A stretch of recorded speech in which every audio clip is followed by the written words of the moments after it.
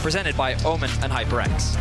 Exactly. Let's see, with some of the picks out, still so many of the power picks available. Okay, Talia Band again should require the Azir response as expected. Usually not wanting to give one without the other, unless you wanted to do some weird Poppy stuff and try and get 2-for-1 value there, because Poppy is another one of those ones that is left up and could be flexible to jungle or support, and is a very good answer. Varus ban comes through from AL. So far the bans are very similar to what we saw. We are just missing that Azir that you were talking about, Kobe. T1 taking their time, thinking about how they want to close this one out. What will their priority be here in the draft? Remember, Rumble with Galio gone naturally rises in priority as well. Jarvan taken out of the pool, something we've seen Tarzan work with and have a lot of success with as well. And has a lot of synergy with Rumble. Yeah. So maybe looking to break that up. This will be the Rumble priority here for T1. Yeah, Rumble up and available, Rise another one, but it does feel like it is an angle for that potential Rumble first pick if T1 wants to go for it. Yeah, quite a few options still left up as far as the bottom lane, and they do slam down the early Lucian here. So Braum has been super duper popular as the pairing, even oftentimes surpassing the Namis and the Emilios of old, which definitely does kind of put you into a more counter-engage and defensive mindset, but it has a very flexible outlook. So let's see what the exchange is going to be. This would put a lot of this would dissuade you a bit from picking the Xin in that case, because then Trundle is very good into Xin, and some of the AD jungles have been kind of whittled away here already pretty early on. My instincts are that AL might just slam a Sion. Oh, okay. Could also be the early Yorick. We did see this come through in their series yesterday, I want to say. And I mean, it's a big comfort pick for Flandre.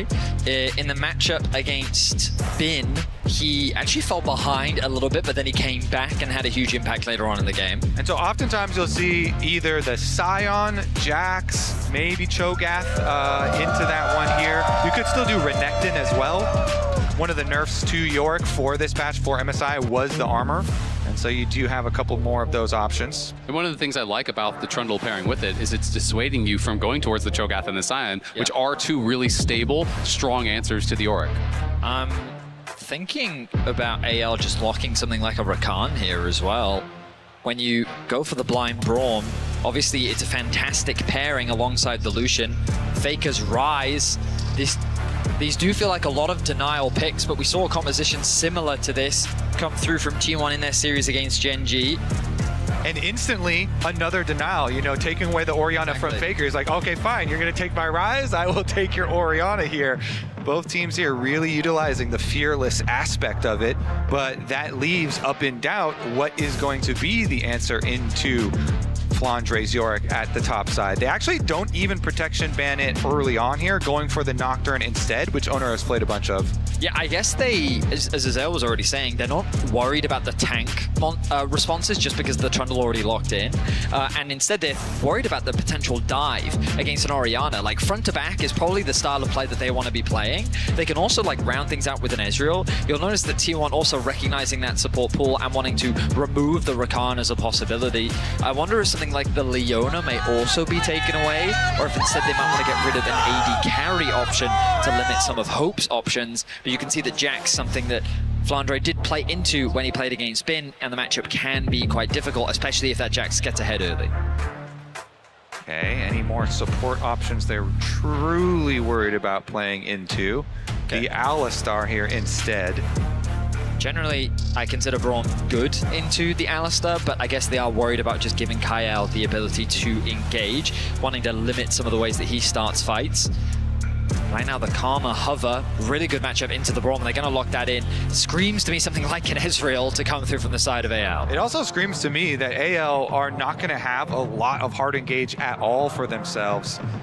Going to rely on some pretty good shockwaves and going to rely on really playing the map. They're so good since they've used Flandre's Yorick so often, but having a bottom lane that is going to be heavy pressure, double poke there with the Karma instead of getting in there engage.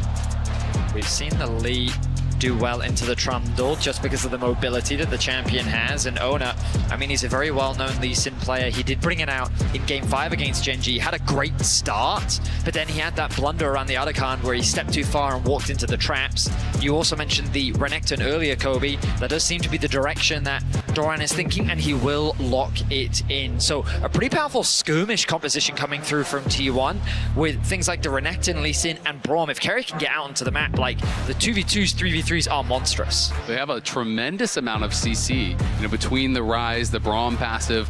Jumping into game 2. Keeping an eye on early vision, always super important. You'll notice Flandre making his way towards the bot lane will drop the ward for his bot laners.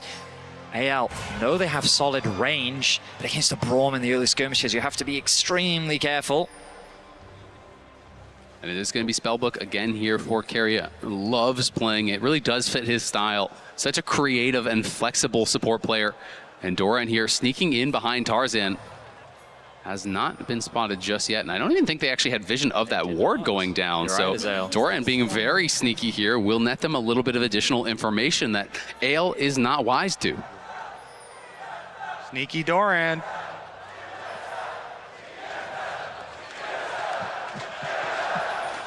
Oh, a classic. And they still alive after all. Oh my god. You know, there may very well be League players today that have no idea who TSM are. That's fair. Congratulations, though, to Guma and Oner. They're passing Maple and Peanut for 8th all-time, 145 international games played. Still seems interesting to me. Like, it doesn't quite compute in my brain that these T1 players are now such veterans of international play, because every time they show up, they have such deep runs. Exactly, and they've created such a large fandom with everyone really following the long journey that they have had. The journeys for the junglers in this game are both going to be top towards that bottom. Of course, the deep ward that we saw placed up by the Raptor pit will alert T1 to Tarzan's pathing. Exactly. I'm curious as to how Oner will respond as the poke continues to come through. Early heal used by Keria to sidestep some of the poke coming out from Hope. As Faker also just getting some nice trades in the middle lane. So T1 with push in mid and top. And on the bot side of the map, it is Gumayusi and Keria that are being put underneath their tower. There are a lot of histories, a lot of stories between the players on these teams, but also the coaches. Tabe has been around for a long time and has faced down T1 internationally a number of times, both as a player and as a coach. That was back when he was on Royal Club as a player, playing with Uzi. And as a coach, has had more success, much more success. I mean, 7-9 versus T1 is better than almost anyone does. This is a team that just wins time and time and time again. I will say I like what Tabe has cooked up for AL. Doran looking for a trade once more against Flandre. The back and forth between the two top laners is they're left isolated. Keeping my eyes on the junglers. The full clears are about to complete, and here we go. Oner is heading down, but Tarzan in the area as well. Both junglers will spot each other. Guma, nice little trade here onto Hope. Oner scrapping with Tarzan on the other side as Keria goes forward. Can't connect on the winner's bite. Kael gets the root here. It does connect onto Guma. Oner heavily losing out in that fight, but will be able to just back it off. It will mean scuttle control on the bot side for AL. Yeah, really have to respect that trundle. So he's going to be able to finish off this one. Oner actually going to make a pass through mid lane while Tarzan actually finishes the scuttle crab, running up to the second one so he doesn't get scuttle crabbed here. Should be fine there. Then the option usually for the trundle is try and just place down a trinket ward by raptors to see the second raptor spawn, so you can be there for the second timer, because trundle is so good at going for 1v1s and invades. Lee Sin, of course, with the mobility, gets to choose a lot of the time the actual fight that you take. Flandre low under tower. Flandre incredibly low. We'll see if they can set up the dive here, pushing in. Flandre, they'll have the stun. Doran can set it up. Can Flandre look for the outplay here? There's the stun. There's the sonic wave and the resonating strike. It's first blood for Oner. Great stun setup there. Very easy for Doran's Renekton under the tower. An efficient route here too for Oner. Now he can just go for his reset as his camps are respawning. Tarzan was able to get an earlier base off, but I mean, that was a consequence of, shanked. He gets very low, sidesteps nicely though, gets away to safety. The phase rush helping him out with that one. But yeah, I mean, not more else to say really on that top side play. Doran now going to be sent towards the bot side of the map. He's going to match into the Ezreal as Flandre's wave in a very awkward spot. The question mark ping coming through from AL on that top side. They're expecting the swap to come through, and his wave is just in a very dangerous position because of T1's ability to freeze it and potentially deny Flandre a lot of farm. And this is the benefit they get. They pull off that dive on top side. They had the crashed wave, so Flandre had to TP immediately back up to try to fix that wave, but Guma shows up alongside Keria, and we'll see if they can actually hold this wave off the tower. Looks like Guma does want to thin the wave and potentially threaten that freeze. Meanwhile, it's just going to be the rotation over for the bottom side. Ezreal laning into Renekton now, keeping it safe. Doran going for a little scouting mission down there first, making sure there's no extra pressure to come through since they know both junglers heading towards this area. T1 playing with their pressure well, though. Going to start off this dragon immediately, thanks to Doran and Faker getting pushed in their respective lanes. And because they've got the early support rotation here, Keria rotating over since Karma is showing so much in top side of the map. They know they've got a lockdown, and will be dragon number 1 for T1. Similar to what we saw in game 1. T1 able to secure that first dragon as well. So small advantages beginning to be built by T1 here in the early game. They're playing around their push well. They're punishing the HP bars where they can. And they're starting off strong. And I would say this is kind of what we expected based on the draft. Faker and Doran able to get that early push in against their counterpart. The ulti comes through from Faker. Faker with the Realm War. Flandre in trouble, has the flash. Will he be able to kite out? Doesn't look like it. He's gonna get stunned up, and I don't even think it's worth using that flash. Gumayusi gets the kill, and the Maiden is gonna be on cooldown for a very long time. AL targeted Doran in the previous game so heavily, and T1 actually gonna go for both sides of the map. Oner is here, and Kyle is gone. Hope is running for the hills. Will he be able to get out to safety? Doran waiting for the cooldowns. Oner backing off. T1 happy with what they have gotten. Just like that, T1 pick up 3 kills across the map. We talked about how you have to be very careful of this Rise ultimate, and Faker doesn't waste any time. They've been utilizing their pressure so well. They collapse onto Flandre, who's isolated in the top lane, and they punish Kyle on the bottom lane as well. A 1k gold lead, 7 minutes in. There's been a lot of talk about Faker and his laning phase not being as strong as it has been in the past, but this guy knows how to win games. He is always in the right place at the right time, doing whatever it takes to enable his teammates to get the win. Yeah, very active for T1, making plays on both sides of the map simultaneously. And I used Osman, and on the reset timer, Oner going towards the bottom side, getting one there as well. T1 building another early lead. AL's teamfighting has been so good, though, so they'll look to try and take it back once we get to the mid game. Not a lot of engage tools here, though, so Tarzan can show up, but as long as T1 respect the fact that he is there, there's no Alistar to set him up. There's no Nautilus to lock them down. You know, it requires an overextension from T1 to really get chased down and killed. And so AL instead will start up the objective. Bit of damage being thrown down onto Keria as Oner tests the waters. The grubs being collapsed on by T1. Here comes Doran as well from the river. Yep, Doran is running up here. Tarzan gonna be able to grab the first one. Kyle looking at Oner, goes in. Oner jumps back out, safeguard to safety. Tarzan has to flash as Faker and Guma were putting the pressure on. Tarzan just barely able to survive. There's the shockwave coming in, but Keria throws up the wall and does survive. KL now in trouble. Faker trying to get in range here. Can't quite finish him off. A lot of low health bars, but no one goes down. And someone is going to have to answer Flandre in the bot lane because no one has TP right now from T1. So instead, they will try to keep the pressure on top here. Doran is behind him. They know that they're going to give up plates on bot side. Will T1 try to force the dive? Doran, if he's going to go, he has to stop that recall now. Kyle incredibly low, flashes forward, gets one. Can he get in range for the slice? The dice, the stun, the croc is here, and he is hungry.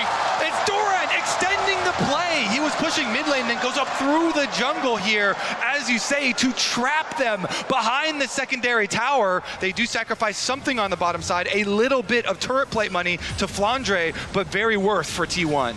T1, 5 kills to 0.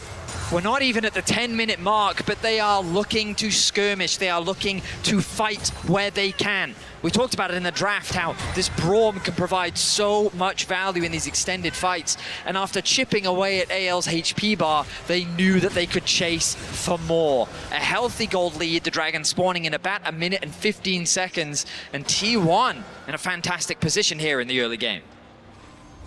Doran at the center of much of the action here, involved in all but one of the kills. A significant gold lead, even though he gave up some plates and CS on the bot side to make that move. He's been put in a position to succeed here, and the pressure will be on him to do so. Yeah, meanwhile, into the side lanes here for Faker, for Rise. Comfortable position as they have Keria kind of rotating over. There's plenty of vision for Shanks, so it shouldn't fall under any pressure, but is going to start to be fairly difficult for AL as they move in and get those deeper wards through the jungle. Oner now going to replace some of his own. Keria sitting on that spellbook Ghost. Could give him an opportunity to go a little bit more aggressive if he sees one. But for now, both teams, I think, content to just continue farming here. And T1 does feel like they're in much better position around this Dragon. They have the vision control in the river, but AL does have a couple of deep wards, so we'll at least be able to spot a potential approach from T1 if they go for it. Oner with the Sundered Sky finished means that he is so strong on this Lee Sin. Notice that he's just abandoned his topside camps, made a beeline towards the bot lane, with Tarzan being spotted on the top side as well. There should be an uncontested Dragon that T1 will start immediately. Good vision coverage around the river, and Keria recognizes he doesn't need to be around the Dragon, so instead he can make his way towards top, try and prevent the dive. And T1 are calling Keria over to help Doran defend. Doran in a lot of trouble, pops the ulti, slices out to safety. Keria goes in, hits the ulti. Tarzan in trouble, but Flandre is the one tanking the turret for now. Keria popped the Ghost just to get there in time and use the flash to help save Doran. Great allocation of resources here from T1. Braum is so good at defending. They call for the rotation from Keria. He gets there initially, and that's going to be enough. They will hold it while taking the Dragon. Shanks in trouble. Shockwave connects onto Faker, but Shanks has nowhere to go. Tank up by Faker, knocked down by Oner. Another successful play in the side lanes from T1. They extend it to 6 kills, and AL is getting nothing on the cross map. A few camps are being stolen, but Doran is just a monster. And with Keria at his back, this play feels impossible for AL. T1 in a fantastic spot, reading the movements here, and now Tarzan in some trouble, has no flash, and he's got nowhere to go. You have to think, slowed down and stunned up, and Keria takes him down, but on the other side, Doran gets knocked down by Kael and Flandre. Flandre, though, potentially has overextended here. Guma gonna look for the chase. He's sped up by Kael. Can Keria connect on the Winter's Bite? He can. He is slowed down. Guma trying to get in range. The dash not there just yet. Looks like they will be able to walk it out. Yeah, a little bit of an overextension there. Tarzan goes really deep into the jungle, but because Guma had not fully recalled, he gets punished. They get the extra kill, and that means they can push back out for more turret plate money here. At least a little bit of tower damage. Guma feels confident in the 1 versus 2. He doesn't even have Keria near him. Got it. But with how strong he is on the Lucian, he is now level 9. Hope just ticking over as well. I mean, T1 is accelerating this game at a rapid pace. 13 minutes in, the kills are 7-1. And bear in mind, while Tarzan was on the top side trying to make a play happen, he was able to steal away a Grom. Oner just took his entire bot side jungle. He has nearly a full level over Tarzan right now on this Lee Sin. He's continuing to ramp up. And it feels like that as we get closer to this Herald, this 3rd Dragon, T1 can just force these fights that AL is not strong enough to contest just yet. They absolutely will, and they already have the feats of strength, have those upgraded boots through here for T1. A lot of magical footwear though, so not a lot of value grabbed from it just yet, but will be coming through soon, you have to think, as Tarzan in the area, trying to see if Doran would go too aggressive. Oner and Keria are here as well. Tarzan will spot them. Kael there trying to keep him safe. Tarzan now is the target. Will be able to back up. Nice pillar. Buying some time as Keria will pop his barrier there with the spellbook and stay safe. I feel like with these compositions and with the early lead that T1 have, they're going to be in the driver's seat. They get to choose basically whatever fight is going to take place because AL have so few ways of actually forcing the issue in their favor or actually choosing the moment. Flandre locking down Faker. Looks like he wants a position for an all-in. He's trying to chase after Faker here, who is in some trouble. He's going to go for the realm warp. Can he actually interrupt it? He cannot. Doesn't have his cage available. You can bump him with the edge of it, but didn't have it up. Faker gets out to safety, but nice job by Flandre getting some pressure down. The True Shot Barrage will not interrupt him, but you can see Tarzan here to back him up. Keria, though, again, always covering the side lanes. Yeah, Keria, another shadow here, but the ghouls are doing some work. Oh, Tarzan's behind him, and now I think they are going to go for the dive. The TPs are coming in. Tarzan has his eyes on Faker. Kyle there as well, but Oner is coming in. Teleport response from Doran. He is on Shanks. Tarzan's fighting on the other side. Doran trying to take down Shanks. He flashes forward. He takes him down. He's looking for a second. Flandre now in trouble as everyone piles in onto Doran. Doran will fall, but can AL get out? Another teleport coming back. It's Faker re-arriving to the fight. Oner kicks off Tarzan, takes him down, and Flandre trying to kite for his life. Kyle has the tether in onto Keria, but here comes Gumayusi and Faker. Oner fighting, the maiden living, Oner surviving as T1 wipe AL out of the bot lane. The collapse from T1 left AL in ruin. They lose 4 members in that exchange, and it all started with them trying to dive Faker. They see how low his HP is. The TPs come in rapid succession, but the arrival of Doran swings the fight. Yeah, Keria locket shields there, and then Faker's going to be able to recall. Doran, though, just absolutely destroyed Shanks, deleting him. Did go for the flash, and in the end, he does go down. But as you say, the rest of T1 are able to collapse, and you'll see there on the mini-map, Hope the Ezreal cannot join, so he just goes back to push the mid wave. I mean, Oner, we talked about how strong he is at this point in the game, and you can see while Flandre still does a lot of damage thanks to the Maiden, it wasn't quite enough. The collapse from T1 was swift, and now they find themselves with 11 kills, 16.5 minutes in.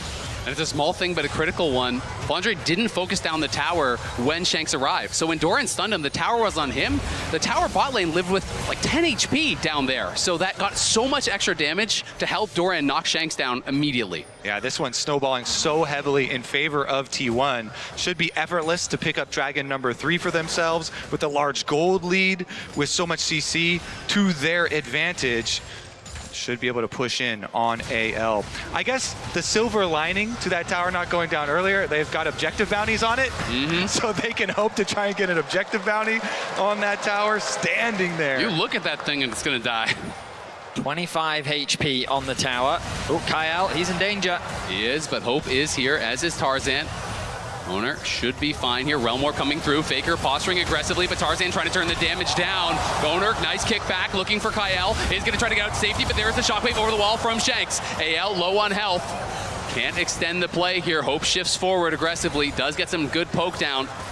That is kind of the gold difference in action. AL just don't have enough in the tank to punch through these health bars. And I just love that T1 is recognizing the strength of their composition. It's good at skirmishing. That was a 2 versus 3, and they just went in. They know that in these smaller fights is where they can really outplay their opponents and get the better when it comes to the damage. And AL, when it does extend into these bigger fights, it's not like it's a straight up 5v5. It's like a 2 versus 3 that then turns into another 3v3 because someone ends up falling. The tower will finally go down. AL's first of the game. They get a bit of gold back, but it's still a 3.5k gold advantage for T1. Yeah, it's going to be a drop in the bucket, honestly, with the way that this game has been going. Oner with 1,000 individual gold lead. Rise here going to be so problematic in the side lanes that now it's going to be, wait a second, Keria. Keria very far out, but does flash back and jumps over to Faker. Keeps himself safe. I mean, this is a ridiculously fast dragon stacking game as well. You're looking at a soul that could be here around 22 minutes if T1 are able to do it right on spawn. I don't see any reason for them not to do it right on spawn with how they can set it up too. Outer towers down, they can move in, place the prerequisite vision here through the blue quadrant of AL. And again, since AL, really the only kind of plan is to split push with Flandre or try and walk right into them and hope for a good shockwave placement. T1, yeah, they do just that. They fully take over jungle vision, take out that outer tower, and will set themselves up nicely. Doran gonna drive it in for a second charge here. And this tier 2 tower not long for the world. Flandre's in the side lane, gonna be hunting for that bounty.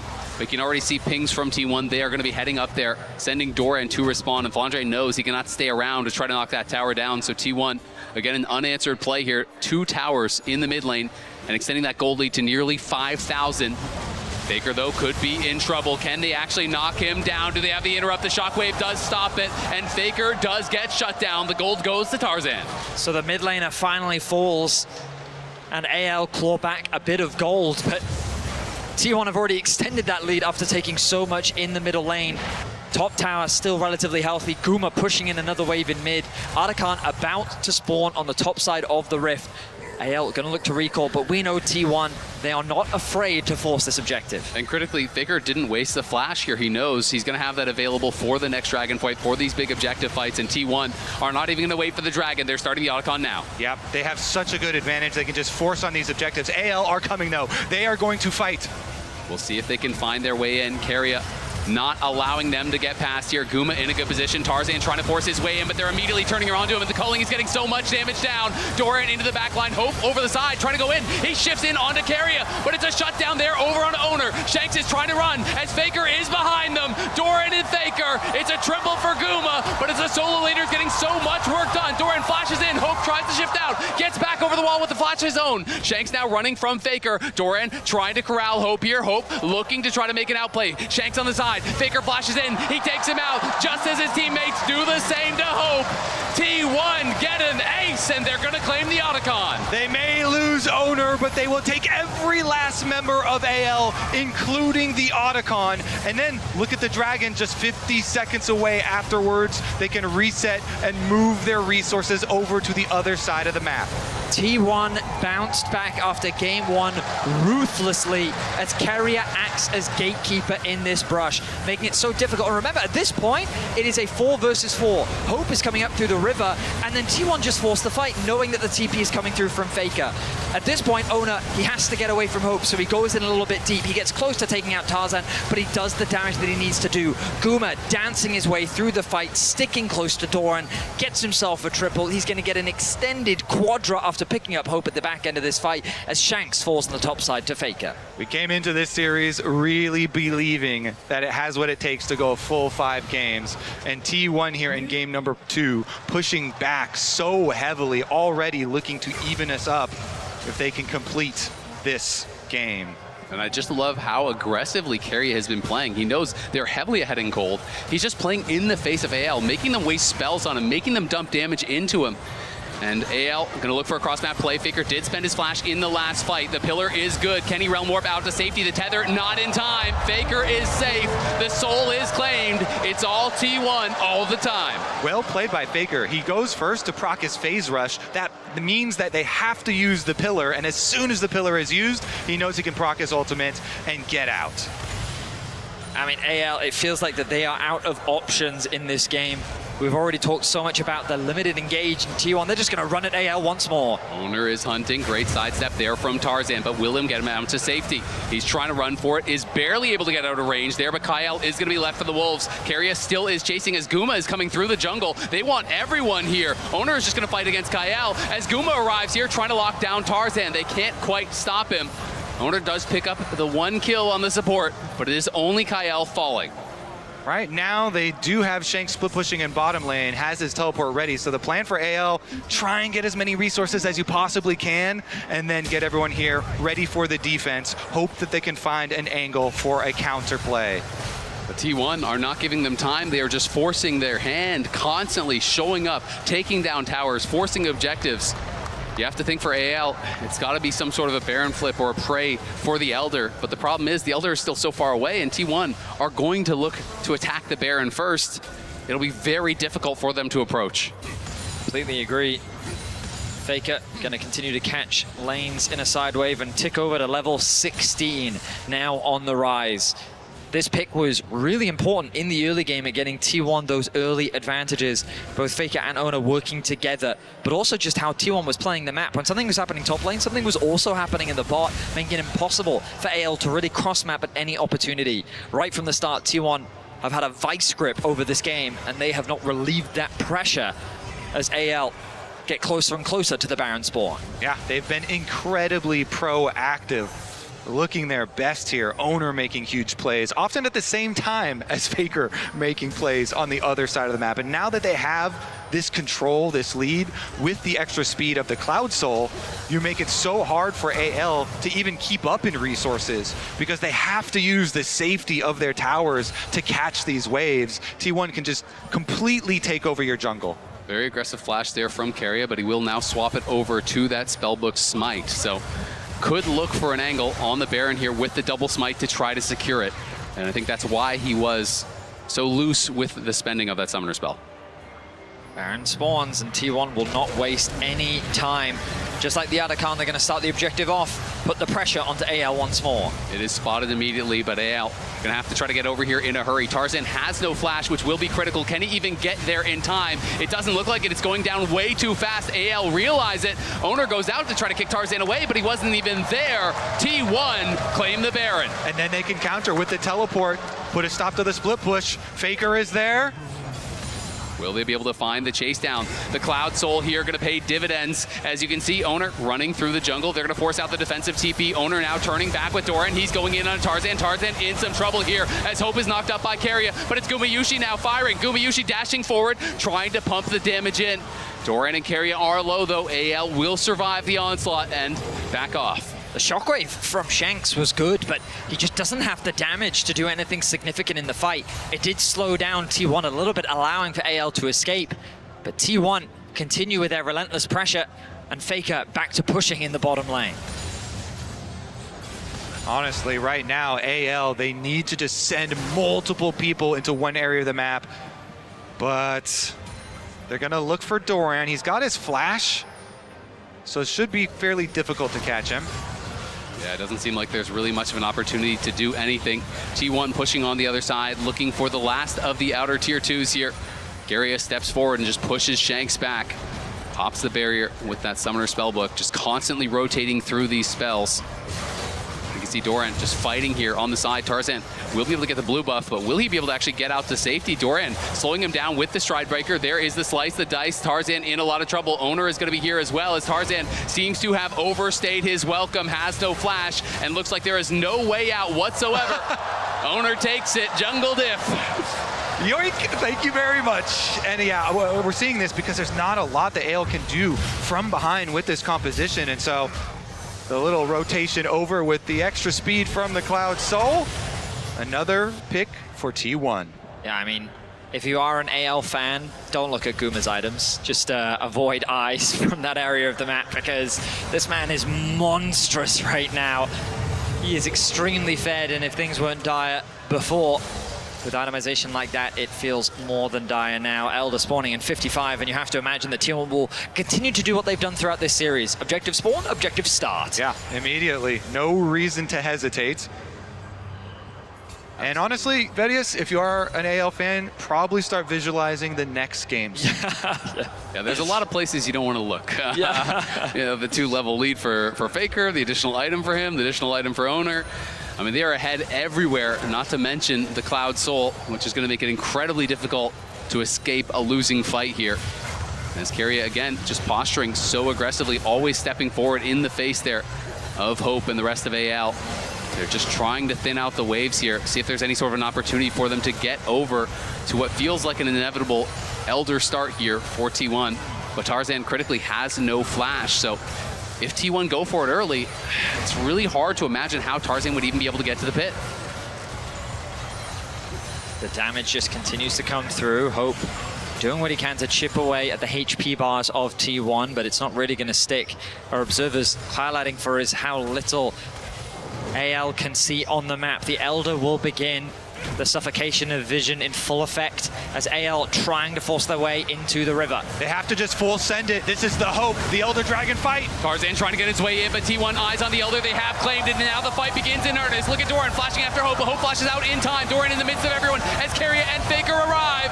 The HP bars are disappearing for AL, as is their time in this game. T1 crushing the fight. Guma flashing forward. Can't quite take down Hope, but he sure as hell takes down Kyle. Oner is hunting. Oner will find his target. It's a clean ace for T1 as they march on the Nexus. Game 2 domination from T1. Early, active, and and are going to finish it here in under 30 minutes. T1 battling back here. It was a strong start for AL, but it's T1 in game 2. Absolute domination. 14,000 gold lead, 23-4. T1.